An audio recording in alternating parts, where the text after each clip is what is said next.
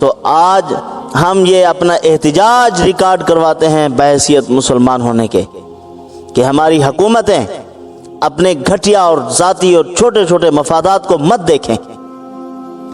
جب ان مقدسات کے ساتھ کھیلا جا رہا ہو تو پھر ان کو کڑے فیصلے کرنے چاہیے اور باطل دنیا کو بتلانا چاہیے کہ ہم مسلمان غیرت مند ہیں۔ یہ عظیم کتاب قرآن مقدس اللہ پاک نے ہمیں مرحمت فرمائی ہے، اور پیارے پیغمبر سرور دو عالم صلی اللہ علیہ وسلم نے فرمایا اللہ پاک اس مقدس کتاب کی برکت سے بہت سی قوموں کو عزتیں عطا فرماتے ہیں، اور بہت سی قومیں قرآن مجید کو پس پشت ڈالنے کی وجہ سے ذلیل و رسوا ہو جاتی ہیں۔ آپ خیر القرون سے دیکھیں، جنہوں نے قرآن مجید کو اپنے سینے سے لگایا تھا، اللہ پاک نے ان کو کیا عظمت مرحمت فرمائی۔ پوری دنیا کا باطل ان سے گھبراتا تھا، عالمی کفر ان سے ڈرتا تھا، تو آج قرآن مقدس کو پس پشت ڈالنے کی وجہ سے اللہ نے مسلمانوں کے زوال کا اعلان کر دیا ہے۔ آسمانوں پر سے جو مسلمانوں کے لیے مجموعی طور پر اعلانات ہو رہے ہیں وہ ایک ذلت کا فیصلہ ہے اللہ کا، جو آج ہمارے اوپر مسلط ہے۔ ہم خوار ہوئے ہیں تارک قرآن ہو کر، وہ معزز تھے زمانے میں مسلمان ہو کر، ہم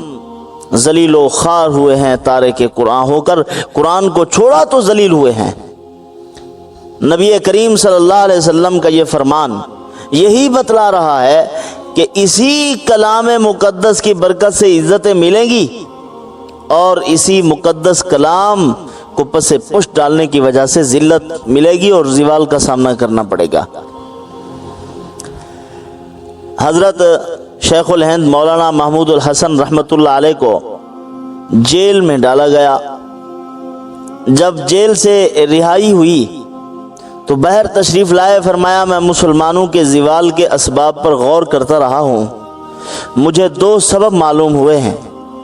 ایک، مسلمانوں کا باہمی انتشار، آپس کے جھگڑے توڑ پھوڑ،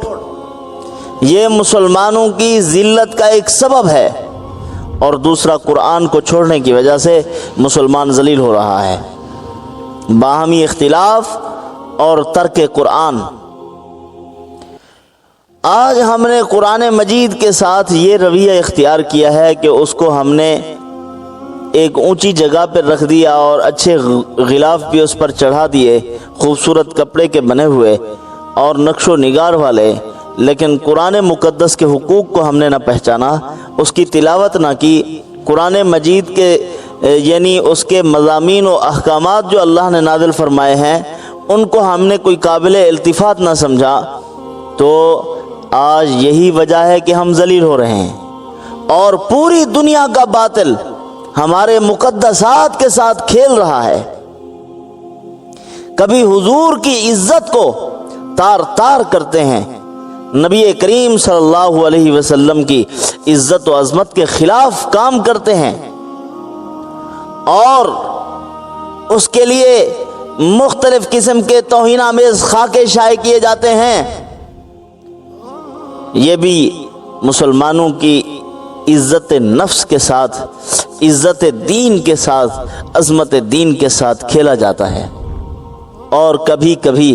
قرآن مقدس کو کبھی آگ میں جلایا جاتا ہے، کبھی پاؤں سے پھینکا جاتا ہے، کبھی کیا۔ یہ مقدسات کے ساتھ کیوں کھیل رہے؟ عالمی طور پر مسلمان کو ذلیل کرنے کی ایک سازش ہے یہ۔ اور یاد رکھیں، تقابل مختلف طریقوں سے ہوتا ہے۔ آپ یہ بھی ان کا مقابلہ کریں کہ ان کا سوشل بائیکاٹ کر دیں، ان کی چیزوں کا بائیکاٹ کریں، ان کو معاشی موت کے گھاٹ میں اتار دیں، یہ بھی ان کا ایک تقابل ہے۔ لیکن ایک ان کا مقابلہ یہ بھی ہے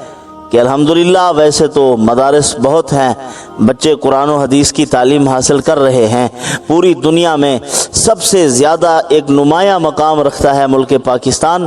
کہ حفاظ قرآن کی اس میں بہت زیادہ تعداد ہوتی ہے۔ ہم مسلمان بحیثیت مسلمان اس بات کا فیصلہ کریں کہ ہم قرآن مقدس کو اپنی معاشی زندگی، معاشرتی زندگی، سیاسی زندگی اور قرآن مقدس کے جو احکامات اور پروگرام عطا کیا ہے قرآن مقدس نے، ان تمام کے تمام احکامات کو ہم اپنی زندگی کے ہر شعبہ میں نافذ کریں گے، قرآن پر عمل کریں اور عمل کر کے ان کو دکھائیں۔ جب ہماری قرآن مجید سے اس قدر وابستگی کو وہ دیکھیں گے، آسمان سے بھی عزت کے فیصلے ہوں گے اور باطل کے دل میں ایک رعب و دبدبہ قائم ہو جائے گا۔ اس پر میں آپ کو ایک واقعہ سناتا ہوں۔ انگریز کا دور تھا، پاک و ہند بر صغیر پر جب اس نے حملہ کیا تھا اور بہت بڑی ریاست ہم سے چھین لی گئی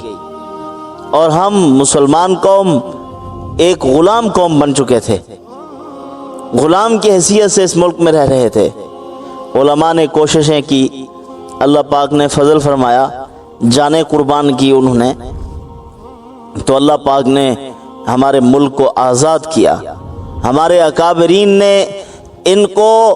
ایسا کر دیا کہ جس طرح دیمک لگتی ہے اندر سے کھوکھلا کر دیتی ہے، اس طرح انہوں نے محنتیں کی،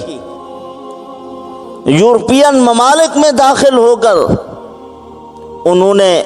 ایسی محنت کی۔ جب واپس آئے، حضرت مولانا عبید اللہ سندھی رحمۃ اللہ علیہ نے فرمایا تھا، میں نے انگریز کی بنیادوں کو کھوکھلا کر دیا ہے، اب چند عرصے کے بعد یہ ملک سے نکل جائے گا۔ وہ خرقہ پوش، غریب، فقیر منش لوگ،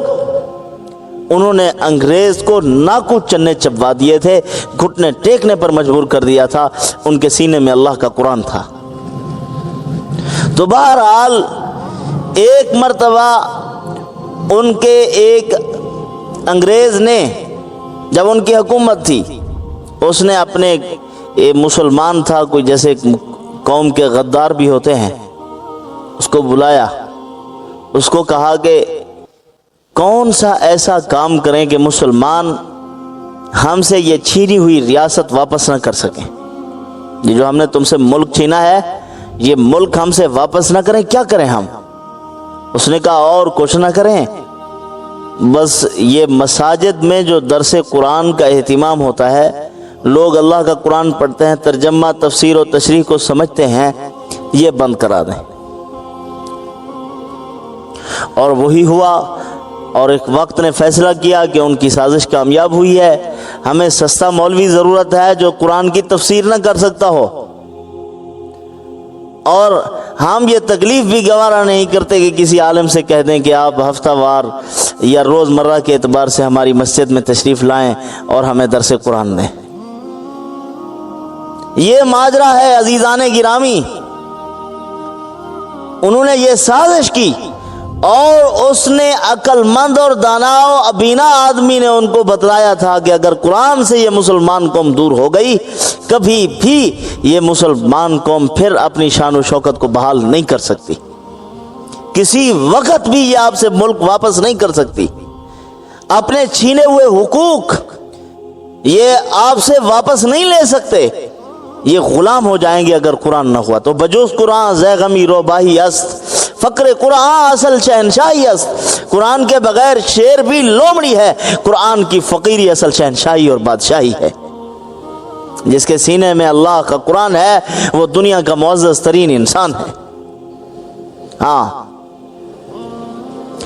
علامہ اقبال نے یہی کہا تھا، چوں شبنم بردمی افگندئی در بغل داری کتاب زندئی، کیوں شبنم کے قطرے کی طرح زمین پر پڑا ذلیل ہو رہا ہے، اللہ کی زندہ کتاب تیری بغل میں ہے، اس کو نکال پڑھ اور دنیا پر حکمرانی کر، خدا نے تجھے بادشاہ بنانا ہے، اللہ نے تجھے عزت مرحمت کرنی ہے، خدا نے تجھے ذلیل کرنے کے لیے پیدا نہیں کیا ہے مسلمان۔ تو ہمارا المیہ یہ ہے، آج قرآن سے دور ہیں، ہماری اکثر دوست احباب اور ہم اس معاشرے میں جو رہ رہے ہیں مجہول قرآن پڑھتے ہیں، قرآن مجید صحیح پڑھنا نہیں آتا۔